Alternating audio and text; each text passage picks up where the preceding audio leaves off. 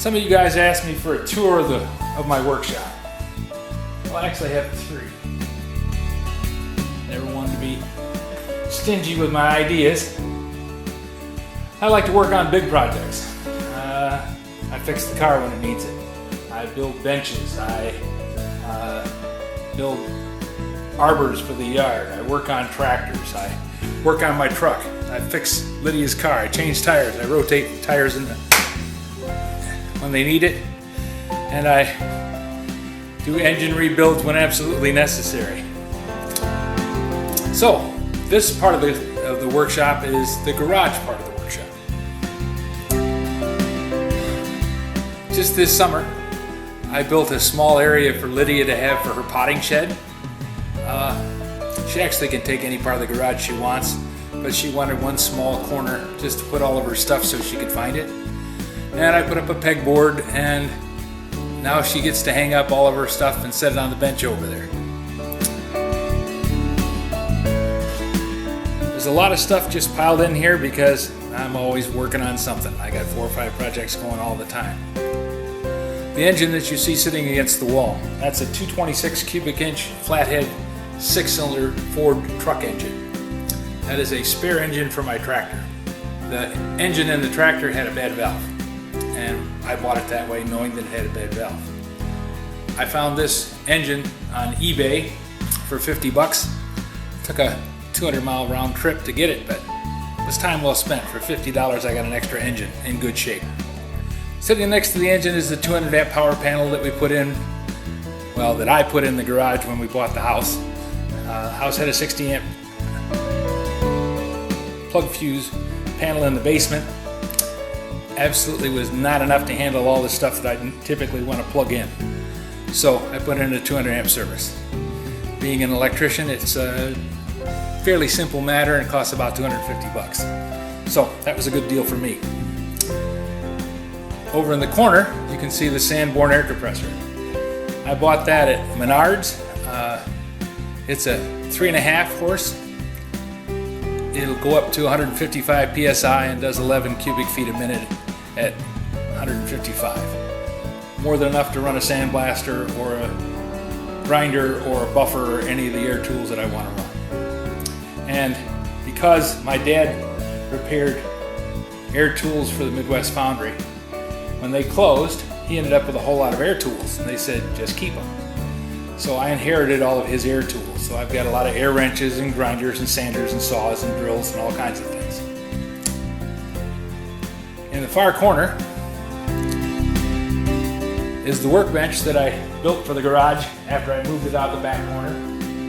This is my workbench. As you can see, it's barely enough room to get to it because I got stuff piled in here all over the place, but working my way through getting this arranged. Bear with me, guys. This is how it looks. You ask, this is what you're getting. The hydraulic press is sitting there on the corner. It's a 10-ton. Bought that at Harbor Freight. Actually works pretty good. It was inexpensive, and I got it on one of those 20% off tags, so it's a pretty good deal. Up above that on the shelf is the framing hammer, the 28-degree framing hammer, air nailer. Then there's the 2 toolboxes that I have full of tools, wrenches, and screwdrivers, and all the things that I need to repair the tractors and lawnmowers and trucks and cars and all the other things that I fix. The shelf is loaded with a large assortment of useful things that aren't necessarily in the place that they should be, but as I said, I'm working on it. Then there's in the corner next to the bench is the oxyacetylene torch, then the wire welder, and the jet milling machine, jet planer.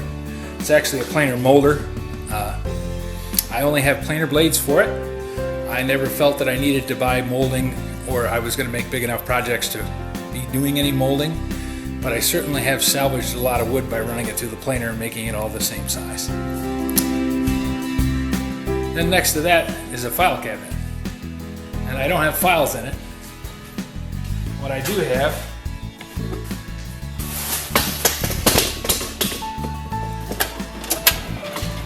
our tools. Surprise, surprise. There's the chainsaw sharpener, tire pump, toolbox. There's a beam drill, and another toolbox. Down here, grinders and buffers and polishers and the heat gun.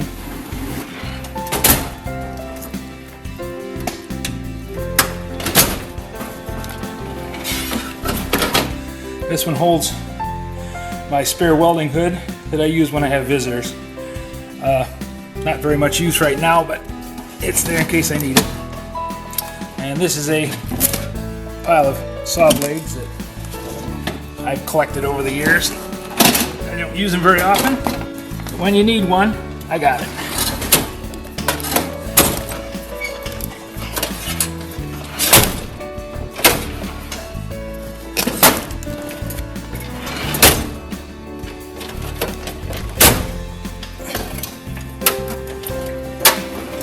Then down there, skill saws. I have a fair amount of those. On the floor, one of my favorite DeWalt chop saw. That's airbags from a box. They're kind of fun.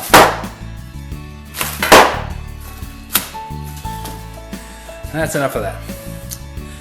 Then I have the chop saw that I got at B&E discount down at Schoolcraft.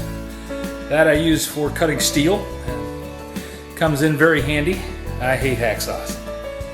So now we come around and you can see the Rockwell Delta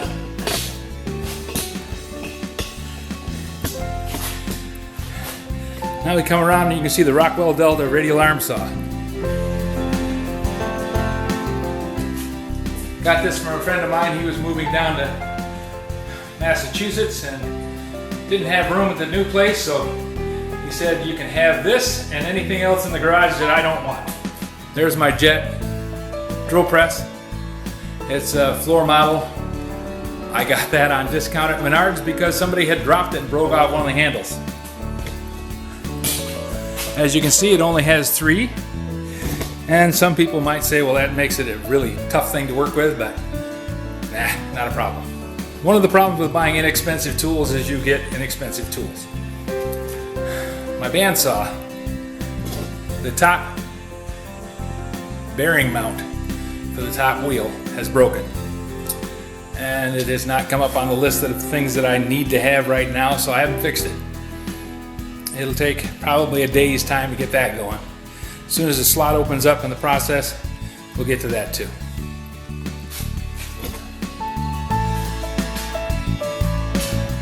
Almost forgot. One of the things that I cannot get along without. That's the Miller 200 amp welder. It's a stick welder. I mentioned in another video that I bought it for $10, but the only thing that was wrong with it was somebody had burned a hole in the top of the cabinet by setting a stinger on it. The shell of the welder is grounded to the frame of the welder.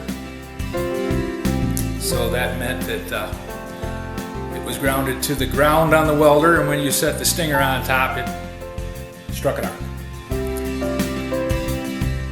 All I've done on that is patch the hole and painted it up, cleaned it up, put a new cable on it.